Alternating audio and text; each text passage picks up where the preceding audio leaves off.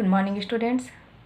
हम इतिहास खंड के अब लेसन 9 में पहुंच चुके हैं, जिसमें अध्याय का नाम है दो विश्व युद्धों के बीच जर्मनी में नाजीवाद और दूसरा विश्व युद्ध। किस तरीके से दो विश्व युद्धों के बीच, जिसमें एक तरफ जर्मनी में नाजीवाद की शुरुआत भी हुई और साथ ही साथ दूसरा विश्व युद्ध भी शुरू हो गया। तो इसमें हम यही दो चीज़ों के बारे में जानकारी एकत्र करेंगे कि किस तरीके से जब दूसरा विश्व युद्ध शुरू हुआ तो किन किन देशों के साथ कैसे किन परिस्थितियों में की गई है, इसके बारे में हम विस्तार से जानेंगे। तो चलिए हम बुक की ओर ध्यान देते हैं, जिसमें 3.1 में प्रथम विश्व युद्ध के बाद जो हमने 1914 के बाद किस तरीके से प्रथम विश्व युद्ध में हुई घटनाओं के बारे में पढ़े, वर्साई की संधि किस तरीके से जर्मनी पर थोपी गई संधि के बारे में हमने इस तरीके से हम इत्मीनान से बहुत सारी जानकारी एकत्र करे हैं। तो अब हम देखेंगे कि प्रथम विश्व युद्ध के बाद क्या क्या और किन की परिस्थितियाँ हुई, उसके बारे में कुछ जानकारियाँ। प्रथम विश्व युद्ध ने अधिकांश यूरोपीय देशों को आर्थिक रूप से कमज़ोर कर रखा था। तो किस तरीके से हमने देखी कि प्रथम विश्व युद्ध में जो अधिकांशतः यूरोपीय देश जो थे वो क्या हो गए थे, आर्थिक रूप से कमज़ोर हो चुके थे, जिससे उभरने के प्रयास महान आर्थिक मंदी से बुरी तरह प्रभावित हुए। और हमने ये भी पढ़ा कि किस तरीके से 1929 में जो आर्थिक मंदी है वह किस तरीके से पूरे विश्व को अपने चपेट में ले लिया और बहुत तरीके से उनकी जो स्थिति थी और साथ ही साथ आर्थिक मंदी में भी बहुत स्थिति उनकी खराब हो चुकी थी। रूसी क्रांति और बढ़ते समाजवादी व साम्यवादी मजदूर आंदोलन के कारण हर देश के समाज में आर्थिक तनाव बढ़ गया। तो इस तरीके से जब रूसी क्रांति और साथ ही साथ बढ़ते जो समाजवादी मतलब इसके अंतर्गत ऐसे धन संपत्ति और स्वामित्व वाले और साथ ही साथ जिनका वितरण क्या है समान रूप से नियंत्रण होता है, और साथ ही साथ क्या है साम्यवादी एक ऐसी विचारधारा जिसके संरचनात्मक स्तर पर उनके आधार पर एक समतापूर्वक जो वर्ग विहीन समाज है उनकी स्थापना करना है। तो ऐसे लोगों को क्या है मजदूर संगठन के कारण हर देश के समाज में क्या होने लगा, आंतरिक मतलब समाज में अंदर ही अंदर तनाव बढ़ने लगा। हर देश के सामने यह विडंबना थी कि वह किस तरह का रास्ता चुने, उस देश पर किस विचारधारा और सामाजिक तबके का वर्चस्व रहे। मतलब देश के सामने ऐसे विडंबना थे कि वह किस तरीके से और कैसे रास्ते चुनाव करे और कैसे किस देश की जो विचारधारा है उस विचारधारा पर चले। तो और साथ ही साथ क्या है सामाजिक तबके का वर्चस्व रहे। सामाजिक तबके मतलब समाज में जो तबके जो कमजोर वर्ग हैं उन पर क्या है वर्चस्व रहे। उन दिनों 3 प्रमुख विचारधाराएं लोगों के बीच अपना प्रभाव बना रही थी। ये भी चीज़ें हमने प्रथम विश्व युद्ध में भी पढ़े कि किस तरीके से समाज में ऐसी 3 विचारधाराएं प्रमुख रूप से सामने आई थी, और वे थी उदारवादी लोकतंत्र, समाजवाद, साम्यवाद और दक्षिण पंथ की विचारधाराएं। उदारवादी मतलब उदारिक तौर से या फिर आप समझ ऐसी विचारधारा जिसके अंतर्गत मनुष्य क्या है अपनी विवेक पूर्वक या सूझबूझपूर्वक अपना निर्णय ले सके। तो ऐसे लोकतंत्र जो लोक मतलब जनता, तंत्र मतलब शासन हो, और साथ ही साथ समाजवाद जो समाज में जो एक ही विचारधारा या वितरण नियंत्रण के अंतर्गत चलने वाली ऐसी व्यवस्था, और साथ ही साथ साम्यवादी इसके बारे में भी आपको मैंने बता चुकी कि किस तरीके से एक ऐसी विचारधारा जो संरचनात्मक स्तर पर समतापूर्वक जो वर्ग विहीन लोग हैं उनके समाज की में स्थापना हो, और साथ ही साथ दक्षिणी पंथ, दक्षिण में ऐसे पंथ या विचारधारा पर चलने वाले एक ही विचारधारा के लोग सामने आए। तो इस तरीके से क्या होने लगे कि 3 विचारधाराएं प्रमुख रूप से सामने आई। एक तो उदारवादी लोकतंत्र, दूसरा है समाजवाद साम्यवाद, और तीसरा है दक्षिण पंथ की विचारधाराएं। उदारवादी लोकतंत्र तानाशाह के खिलाफ था। जो उदारवादी लोकतंत्र था वह तानाशाह जो शासकों द्वारा जो अपने हिसाब से उन पर नियंत्रण किया जाता या उनके द्वारा शासन किया जाता, तो उनके क्या था वो खिलाफ था। कौन? उदारवादी लोकतंत्र। और संवैधानिक मतलब सभी के हित के लिए, हित में या हित के अनुसार सरकार के पक्ष में था, मतलब सभी के लिए, वह सरकार के लिए अपनी गुहार लगा सकता या सरकार जैसा चाहती वैसा जनता के साथ या जनता के हित में हो, जिसमें चुनाव के माध्यम से सरकार का गठन होना था और सरकारें चुने गए जनप्रतिनिधियों के प्रति उत्तरदायित्व है। तो सरकार के पक्ष में जिस तरीके से यहाँ पे लोकतांत्रिक उदारवादी लोकतंत्र शासन व्यवस्था में क्या है, जो व्यक्तियों की तरफ चुने गए शासन प्रणाली के माध्यम से शासन किया गया हो, तो वह किसके कैसे होगा, चुनाव के माध्यम से सरकार का क्या होगा, गठन होगा। और क्या होंगी, सरकार चुने जाएंगी जो किसके प्रति, जनप्रतिनिधि मतलब जनता के प्रति उत्तरदायित्व मतलब जिम्मेदारी थी उनकी। नागरिकों के अधिकार और उनकी स्वतंत्रता संवैधानिक रूप से सुरक्षित थी और सारा सरकारी कामकाज कानून के अनुरूप होता था। इस तरीके से क्या होने लगा कि अगर जो चुनाव के माध्यम से सरकार का गठन होगा तो उसमें क्या होगा, एक तो एक जनता के हित में होगा और साथ ही साथ जनता के भलाई के लिए बहुत सारे कार्य भी होंगे।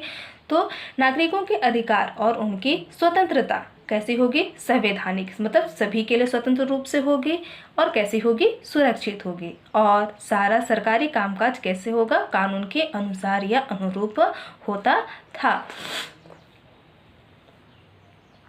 सामाजिक उठापटक की जगह तर्क पर आधारित सार्वजनिक बहस के आधार पर नीति निर्धारण को महत्व दिया जाता था ताकि समाज में सहमति के आधार पर निरंतर विकास हो। अब सामाजिक उठक पटक की जगह, जहाँ पे समाज की उठक पटक मतलब लड़ाई झगड़े हो गए या अपने जो शासन प्रणाली अपनी इच्छा अनुसार, जैसे कि तानाशाह अपनी इच्छा अनुसार लोगों द्वारा जबरन ऊपर थोपा गया या किन्हीं मुद्दे को लेकर के लड़ाई झगड़े, ऐसी चीज़ों की जगह पर हटा करके क्या होगा, तर्क के आधार पर किसी एक मुद्दे या जो मुद्दे हैं उन पर बात करके बहस करके उस पर क्या निकाला जाए, सार्वजनिक बहस के आधार पर नीति निर्धारण को महत्व दिया गया। जब सार्वजनिक रूप से जब बहस होगी तो लोगों की जो विचारधारा होगी वो सामने निकल करके बाहर आएगी, तो उसी के आधार पर क्या होंगे, नीति निर्धारण, नीति मतलब नियम, निर्धारण मतलब बनाए जाने को ही महत्व दिया जाएगा ताकि समाज में सहमति के आधार पर निरंतर विकास होगा। अगर इसी के आधार पर, अगर समाज के सहमति के आधार पर चलेगा तो आधार पर क्या होगा, निरंतर विकास होता जाएगा। 1919 के बाद कई देशों में उदारवादी संविधान बने और उनके अनुरूप सरकारें बनी, लेकिन व्यवहार में यह देखा गया कि उनमें भ्रष्टाचार के माध्यम से धनी वर्ग हावी रहते हैं। 1919 की बात जब देखा गया कि उस देश में जब उदारिक तौर से या उदारवाद को मानने वाले लोगों के द्वारा जो संविधान बने थे तो उनके अनुरूप क्या बनी, सरकारें तो बनी, लेकिन व्यवहार में क्या देखा गया कि भ्रष्टाचार के माध्यम से या गलत तरीके के माध्यम से जो धनी वर्ग थे या जिनके पास संपूर्ण रूप से या अपनी आवश्यकताओं की पूर्ति के लिए धन रहते थे, वो लोग क्या है, भ्रष्टाचार के माध्यम से धनी लोग उस पर आने लगे और चुनाव में जीते प्रतिनिधि वास्तव में लोगों का प्रतिनिधि नहीं कर पाते थे। तो और साथ ही साथ जब धनी वर्ग के लोग उसमें हावी होने लगे या भागीदारी होने लगे तो जो चुनाव जीते थे या जिनको चुनाव के माध्यम से प्रतिनिधि बनाया गया था वो अब लोगों के प्रतिनिधि या जो भी लोग सदस्य के तौर पे जीते गए थे वह अब जनता के प्रतिनिधि नहीं रह गए थे, बस नाम मात्र के। उदारवादी व्यवस्था उन देशों में अधिक सफल रही जहाँ क्या थी, संपन्न थे। जो उदारवादी जो व्यवस्था चल रही थी वह क्या है, उन देशों में सफल रही जहाँ पे संपन्नता थी, संपन्न रूप से, और जहाँ सामाजिक तबकों के बीच टकराव कम था। जो समाज में ऊंच नीच था या जो कमजोर वर्ग के लोग थे उनके बीच टकराव कैसा था, कम था। जैसे ब्रिटेन और संयुक्त राज्य अमेरिका, जहाँ पे सामाजिक तबके के लोगों के बीच में ऐसी टकराव देखने को नहीं मिला। तो ऐसे जगह पर क्या होने लगी, उदारवादी व्यवस्था की स्थापना हो पाई। अब 3.2 में देखेंगे दक्षिण पंथ आंदोलन और फांसीवाद। किस तरह से दक्षिण पंथ मतलब दक्षिण में जो एक ही पंथ को मानने वाले लोग थे उनकी वो किस तरीके से आंदोलन किए और साथ ही फांसीवाद का किस तरीके से उदय और विकास होने लगा, देखते हैं। इस माहौल में यूरोप के कई देशों में उदारवाद विरोधी आंदोलन प्रभावी होने लगे। इस माहौल में जो यूरोपीय देशों में यूरोप के कई देशों में जो उदारवादी की क्या थे, उदारवादी विरोध, जो उदारवाद जो व्यवस्था थी उस पर विरोध थे और साथ ही साथ क्या करते थे, आंदोलन प्रभावशाली होने लगा। मतलब उदारवाद के खिलाफ लोग अब आंदोलन करने लगे। इन देशों में एक बड़ा तबका मध्यम वर्ग था।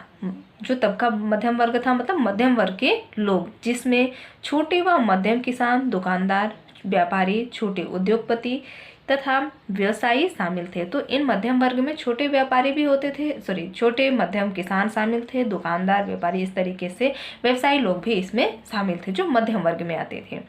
ये वर्ग एक और बड़े पूंजीपतियों के विरोध थे। जो ये वर्ग बोले तो मध्यम वर्ग के लोग, जो पूंजीपति, जिनके पास पूंजी अधिक थी, वो लोगों के खिलाफ थे, क्योंकि उनकी नीतियों के कारण मध्यम वर्ग की व्यवसाय घाटे का सामना कर रहे थे। जो पूंजीपति जो थे वो क्या है, पूंजी लगाकर अपने लिए बड़े बड़े उद्योग खड़े कर पाते थे, जिससे जो छोटे वर्ग के लोग हैं उन्हें फायदा नहीं हो पाता था। इसलिए कहा गया कि उनकी नीतियों के कारण, जो बड़े पूंजीपति की जो नीतियां बनी थी उसके कारण मध्यम वर्ग की जो व्यवस्था थी, वो व्यवसाय थे, जो काम किए जाते थे, वो क्या है, हमेशा घाटे का सामना करना पड़ता था।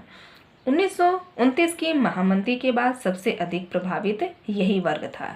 जब 1929 में जो आर्थिक मंदी का जो सामना झेलना पड़ा पूरे विश्व को, तो सबसे अधिक इसमें मध्यम वर्ग के लोग ही प्रभावित हुए।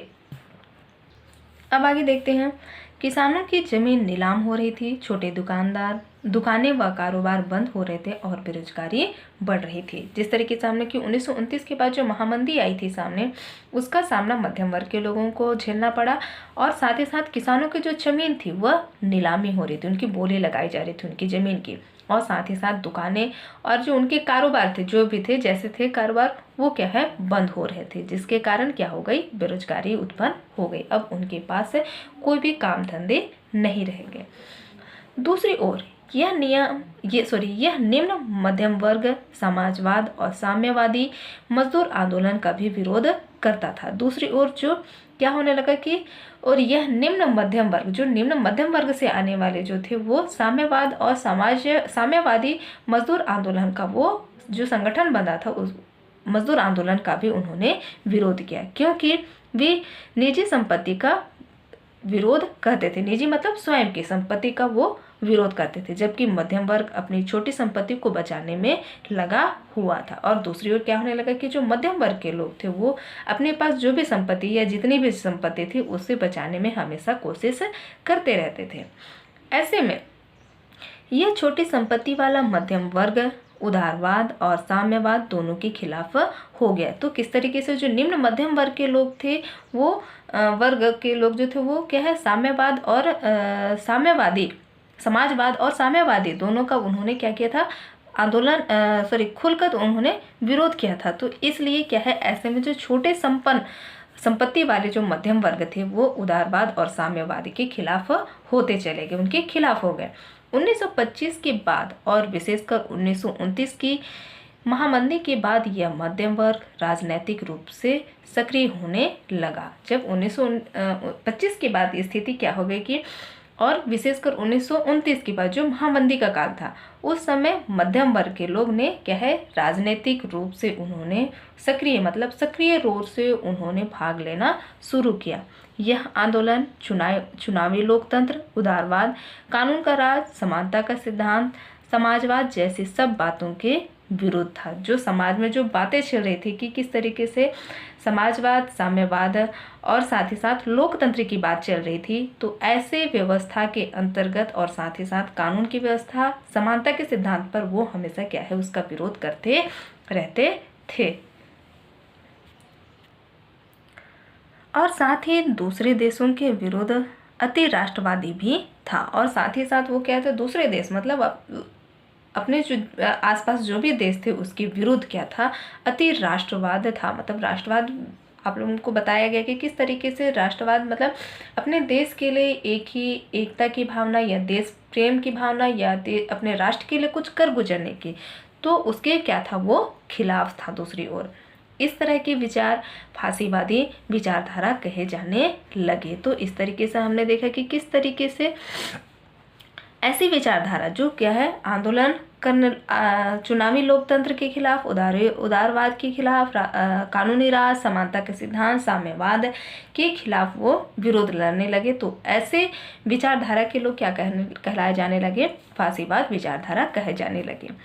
इन आंदोलनों का फायदा उठाते हुए इटली व जर्मनी ने नई फांसीवादी पार्टियां उभरने लगी। फांसीवाद कई प्रकार के थे, मगर उसमें कुछ बातें समान थी। तो इस तरीके से एक नए विचारधारा के लोग सामने आए, जिसका फायदा उठाते हुए जो जर्मनी और इटली थे में भी जो नई फांसीवाद की जो पार्टियां बन रही थी वो भी उभरने लगी थी। और इस तरीके से फांसीवाद के कई प्रकार भी थे और कुछ बातें समान रूप से थी और कुछ बातों में भिन्नता थी। तो देखते हैं क्या बताया गया है कि फांसीवाद के प्रकार में क्या क्या बातों को बतलाया गया है।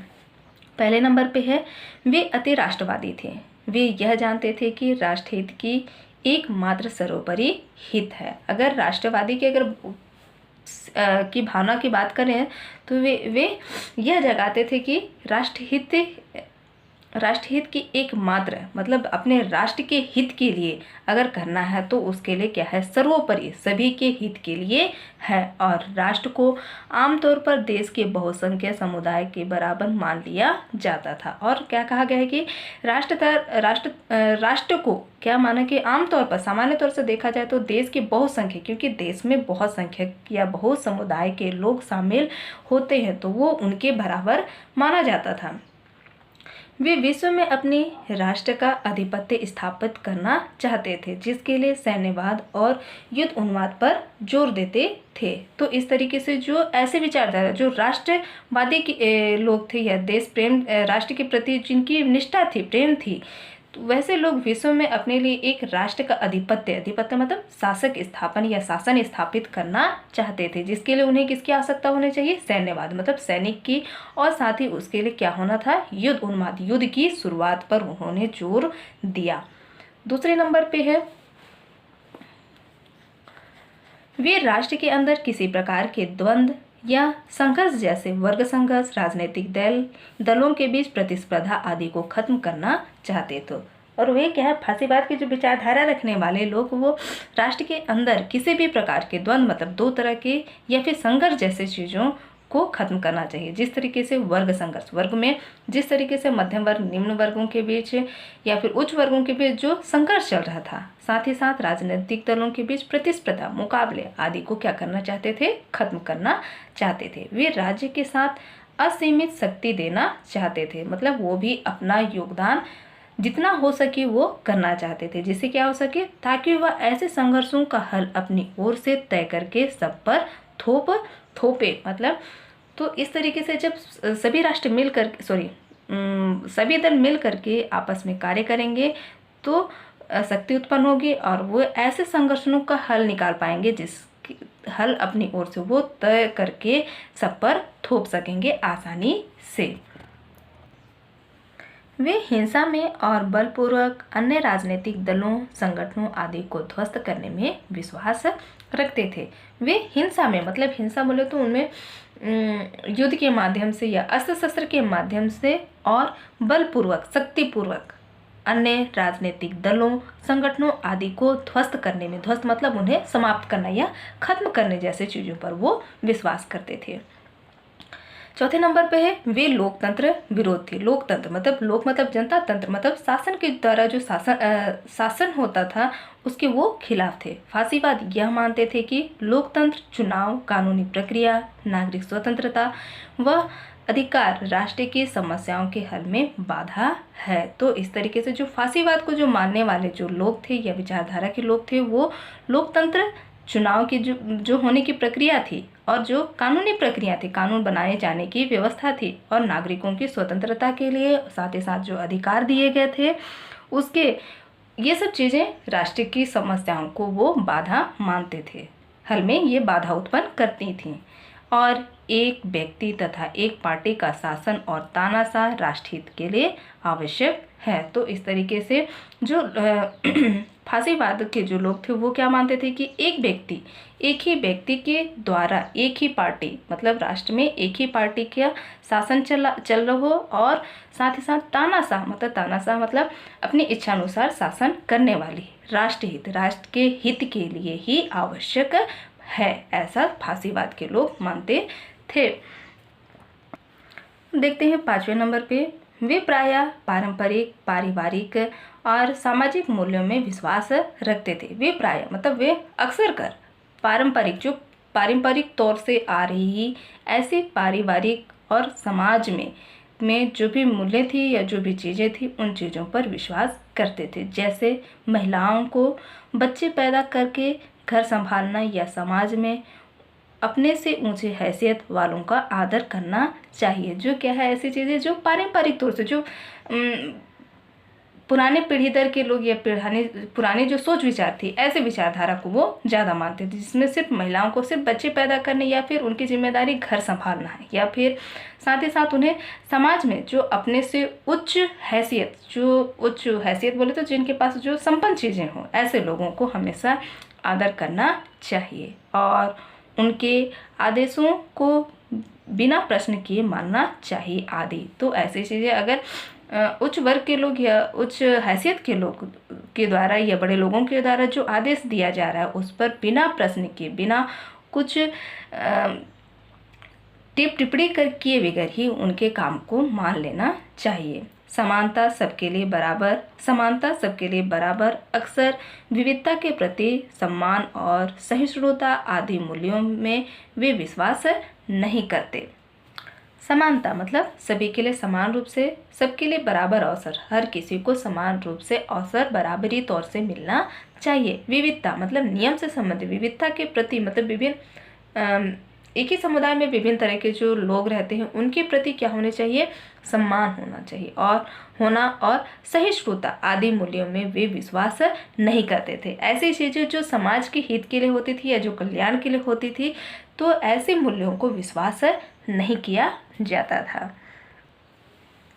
वे पार्टी के सर्वोच्च नेता के आह्वान पर जनता को निरंतर अवहेलित करके आंदोलन का निर्माण करते थे। तो जो फांसीवाद के लोगों के में क्या थी, जो ऐसी पार्टियां जो फांसीवाद पार्टी से संबंधित होती, तो पार्टी के सर्वोच्च नेता जिनको वो नेता के रूप में चुने हैं, उनके द्वारा जनता को जो आह्वान मतलब उन जनता को जो वो कहते हैं उसे निरंतर उन्हें पालन करना चाहिए। तो उनके निरंतर अवहेलित करके आंदोलन का निर्माण करते थे। उनके द्वारा जो भी कहा जाता था या जो भी किया जाता था वो उन्हें करने का, वो आंदोलन करने का वो निर्माण करते थे, जैसा जो जनता का जो सर्वोच्च होता था या पार्टी का जो प्रमुख होता था उसके द्वारा कहे जाने पर।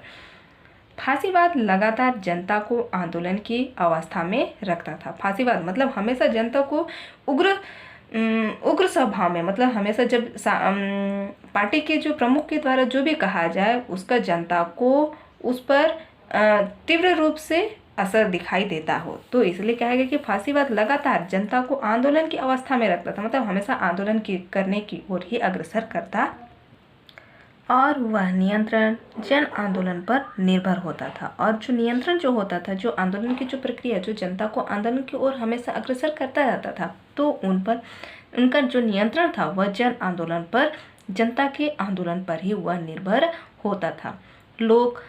लोगों तक संदेश पहुंचाने तथा उनकी भावनाओं को भड़काने के लिए राज्य के मीडिया का जबरदस्त उपयोग किया जाता है। तो इस तरीके से जब जनता को आंदोलन की ओर बढ़ावा देना है तो लोगों को संदेश पहुंचाने, मतलब उनको जो भी बात थी उसको पहुंचाने के लिए, साथ ही साथ उनकी भावनाओं को, जो जनता की जो भावना थी उनकी भावनाओं को भड़काने के लिए, मतलब जो सोच विचार थी उसको और ज़्यादा बढ़ावा देने के लिए राज्य के मीडिया, जहाँ पे लोगों को विभिन्न तरह की जानकारियाँ प्राप्त होती थी, उसका जबरदस्त तरीके से, मतलब पूरी जोर शोर के साथ मीडिया का उपयोग किया जाता था। यहाँ चित्र 9.1 में दिखाया गया कि राज्य पार्टी के कार्यकर्ता काम करने वाले लोग एक समाजवादी नेता को अपमानित करके कचरे की गाड़ी पर घुमा रहे हैं। कार्यकर्ताओं में विशेष गणवेश पर ध्यान दें। ये सरकारी कर्मचारी नहीं थे। जिस तरीके से यहाँ पे दिखाया गया चित्रों में कि किस तरीके से नाजी पार्टी के जो कार्यकर्ता थे एक समाजवादी नेता को क्या किया गया है, अपमानित करते हुए दिखाया गया है।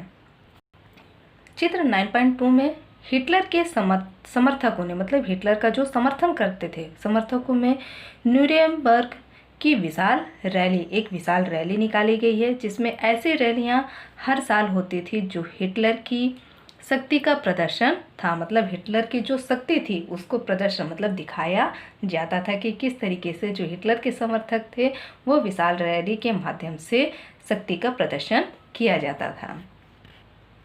7वें नंबर पे देखेंगे, जर्मनी जैसे देश में फांसीवाद नस्लवाद का रूप धारण करता है। तो जर्मनी में जैसे देश में जो फांसीवाद विचारधारा थी वो किस पर निर्भर कर रहा था, नस्लवाद का रूप धारण करता था। नस्ल मतलब नस्ल में विभिन्न तरह के प्रकार, टाइप्स या कहें आप तो किसकी जो अच्छी नस्ल हो या रंग भेद हो, रंग से हो, उसके शरीर से हो या फिर उसके नस्ल से हो, तो ऐसे चीज़ों का वो क्या करता था, रूप धारण करता था, ऐसी चीज़ों को बढ़ावा देता था।